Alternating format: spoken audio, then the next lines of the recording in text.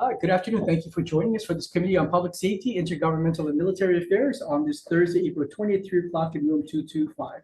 This hearing is being streamed live on YouTube. If we have any kind of technical disturbance, we will put up a public notice as to when we are going to reconvene. We would like to keep our testifiers to 2 minutes each. We have one measure on this agenda, HCR 86 HT1, requesting LRB to report on the systems of firearms insurance and other financial responsibility requirements pertaining to firearms. First on our testifiers list, we have David Date from the Attorney General's office. Hey, what's up? Yeah, sure. I did a lot of that today. Yeah. Good afternoon, Senators, Chair, Vice Chair, members of the committee. My name is Dave Day. I'm with the Attorney General's office. So this is one measure relating to one provision that could be added, we think, in maybe next legislative session, depending on how this study comes out. After the 2022 Bruin decision came out, obviously it was a major sea change in the way that gun laws are viewed in this country and analyzed. One of the things, because now we're dealing with a situation where weapons are almost as a general matter allowed to be carried out in public lawfully as long as people follow certain procedures. There are new regulations that are coming into being, among them those being considered in SB 1230 this year. We had initially proposed a version of this bill with an insurance requirement. And actually it was at this hearing where we decided that we think we need a little bit more time on this. It was actually based on the senator's questioning, Senator McKelvey, Senator Bukai, and actually I think everybody had questions about exactly how this insurance requirement would work. And one of the things that's kind of a interesting thing about our Department of the Attorney General is we know how to read insurance contracts, we can do insurance defense work, but we don't know enough about the insurance market and exactly how these markets would work. And that's why we think that this study would help elucidate how exactly this would function on the ground so they would comply with Second Amendment constitutional mandates while also offering protection while people are going to be carrying firearms in public more often because of the recent decision. We note that in our testimony, we cited to an excellent decision that came out of the Northern District of California. It's called the National Association of Gun Rights versus the City of San Jose, where a similar statute was upheld as constitutional under Bruin just last year. It's an excellent decision. We just wanted to note that to maybe put a little bit of your mind at ease because of all the legal uncertainty concerning this. I'm available for any questions. Thank you. Charlotte Yamauchi from LRB has submitted comments. Gordon Ito from DCCA. Chair, Vice Chair, members of the committee, Gordon Ito testifying on behalf of DCCA. I will stand on a written comments and I'm available to answer any questions. Thank you, Mr. Ito. Andrew Coughlin has submitted testimony in opposition as well as Gerald Silva. Is there anyone else wishing to testify on this measure? Oh, Andrew. First. Welcome. HCR 86? Yeah.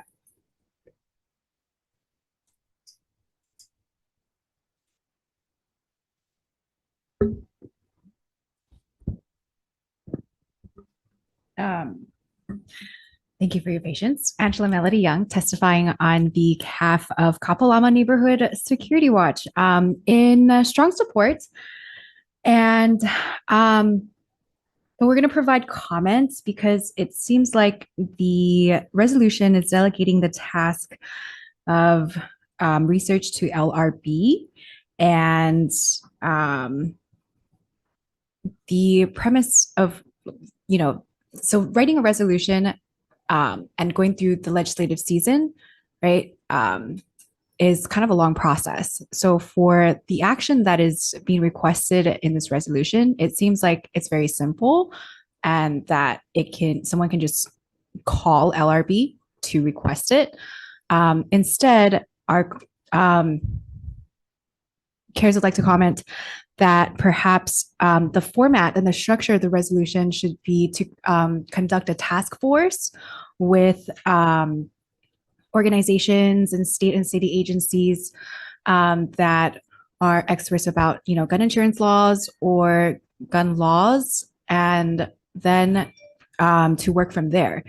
For example, for the coral reef insurance policy, the first ever coral reef insurance policy for the US was implemented for Hawaii, and the policy will provide funding for rapid coral relief restoration across Hawaii after hurricane or storm damage. And it was a Senate resolution, and it worked with the Nature Conservancy and partners to develop a insurance policy specifically customized to Hawaii. So yeah, those are our comments. Thank you. Great, thank you. Is there anyone else wishing to testify on HCR 86? If not, members, questions? Guess not. I mean, I don't know. I could catch up with my old friend over there. Mr. Ito, could I ask you just a couple of questions? So your testimony is saying that you will need money, well, that it says you will need to contract out for professional services, which I imagine is going to cost you money. How much do you really need to contract this out, and if you do, how much is that going to cost? Let me just clarify. If our assistance we provide to the LRB will be to basically do a data call to see what type of firearms insurance coverage is available, and the cost, right? I mean, we can do that without hiring any professional. We're not clear as to whether if there is an insurance, if there is no insurance coverage or adequate insurance coverage available, whether the state is considering to create a program to provide that. And that's where we may need assistance, because the insurance division does not set up insurance programs. We monitor the insurance company for financial solvency and a number of other things, making sure claims are paid. So that's where the clarification, we may need professional assistance if you're looking at trying to create a program. This resolution does that, though. It just looks at what best practices are being contemplated or have been implemented throughout the US. Yeah.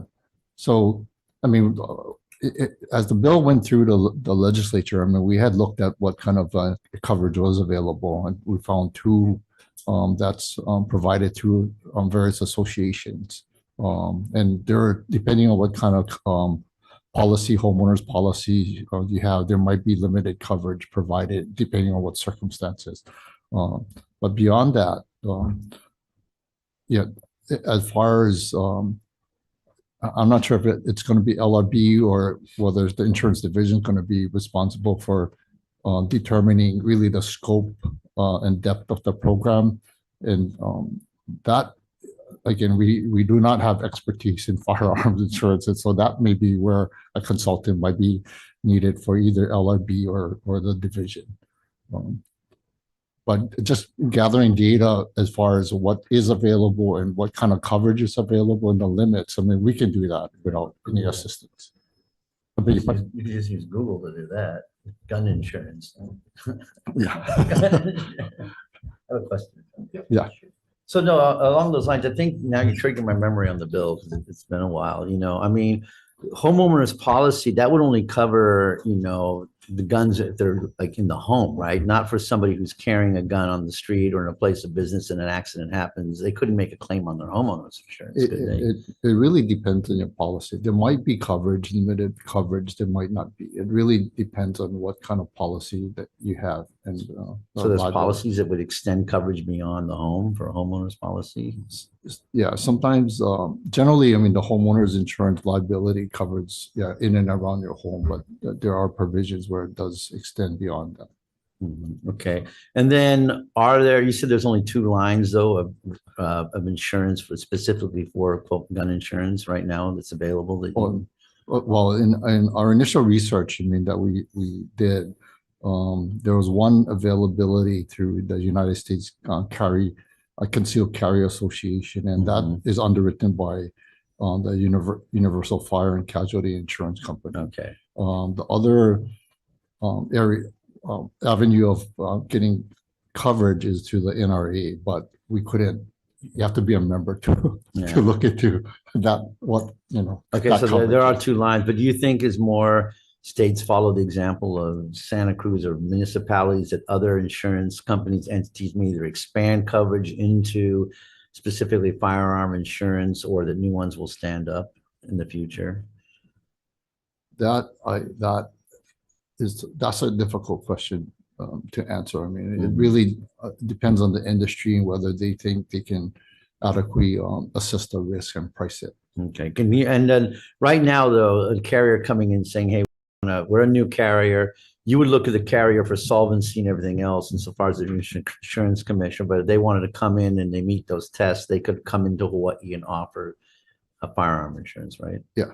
Okay, But we would be looking at really their finances, their actual projection on losses to make sure that they have the premium they charge is adequate to cover the losses. if they're a that arise. certified pre-existing carrier like Geico for guns, if they were to go ahead and do that here, they could offer that right away without needing to have you. If they're already an admitted carrier in Hawaii, and they want to add a new line, then it'll be a quicker process. Mhm.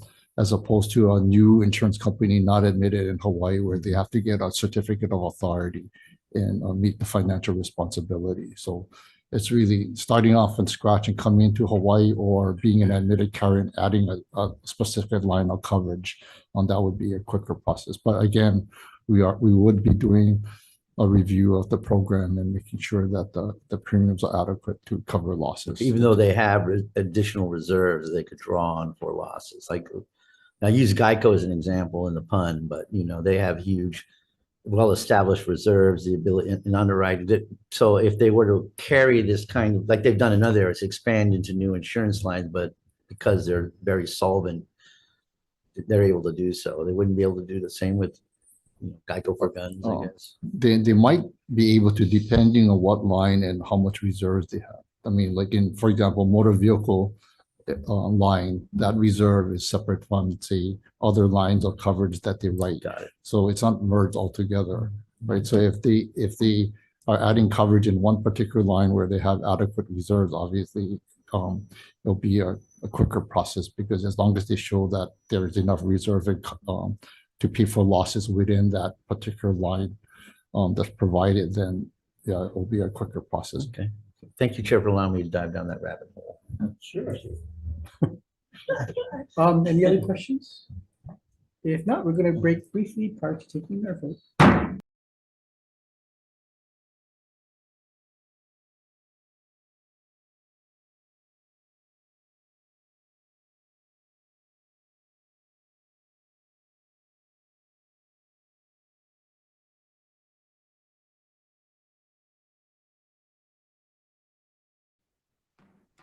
Thank you for your patience. We're reconvening the Committee on Public Safety, Intergovernmental and Military Affairs for decision-making on House Concurrent Resolution 86 HD1. We would like to pass this measure out with amendments, some technical amendments, as well as taking LRB's suggested amendment of clarifying that their world to look at for this study is states, not US jurisdictions, and also to clarify the role of the insurance commissioner that Mr. Ito and his office will only look at what types of gun insurance are offered, which entities are offering that, and at what price point they're offering those policies. Is that fair enough? Okay, so those are the suggested amendments. Any discussion? If not, Senator Elefante, I vote yes. Chair's recommendations to pass HCR 86 HD1 with amendments. Chair votes aye, Vice Chair votes aye. Senator Fukunaga. Aye. Senator McKelvey. Yes. Senator Awa is excused. Mr. Chair, recommendations adopted. Great, thank you. We are adjourned.